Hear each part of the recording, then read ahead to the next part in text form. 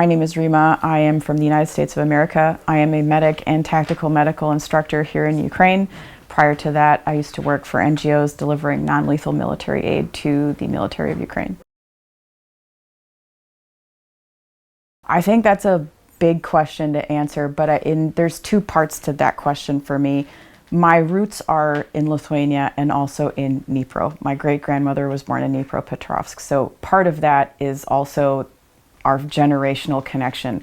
My grandmother was a refugee in World War II from Lithuania because of Soviet invasion. My great-grandparents died never seeing Lithuania free again. So I guess that half of me wakes up every morning going, I hope I do my part to make sure that doesn't happen to anybody else or happen to us again. And the other half is my American roots, right?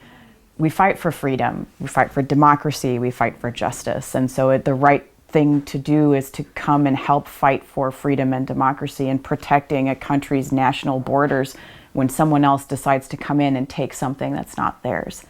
So that's my mission here, but also on an individual level to be able to help others, especially being a medic and also teaching tactical medicine so that others can learn how to save lives and it becomes a big force multiplier.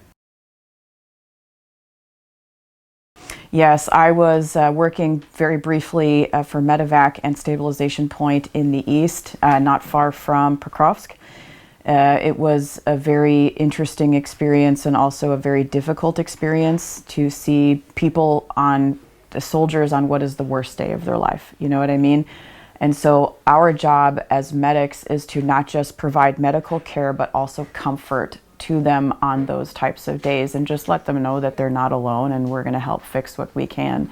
But the injuries that we're seeing are pretty severe. Obviously, I don't need to tell you that, but seeing it with your own eyes is a very difficult experience. One of the most difficult experiences for me was processing the first 200 that came in. That was difficult in one sense because they could not retrieve the body for about 3 weeks because of the FPV threat. So it was one of those where like the best thing we can do is treat this person with the most respect possible, you know, because they gave the ultimate sacrifice. But that's something that has stayed in my mind ever since I was a part of that whole situation at the stabilization point.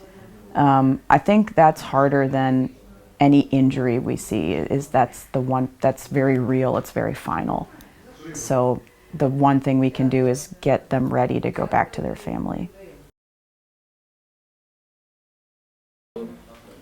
I would say that any American that helps Ukraine is helping freedom, and you are doing what we all do as Americans, and you're helping spread our values around the world, and to keep doing it because this is so much bigger than we are, and it's a movement. We're supporting democracy.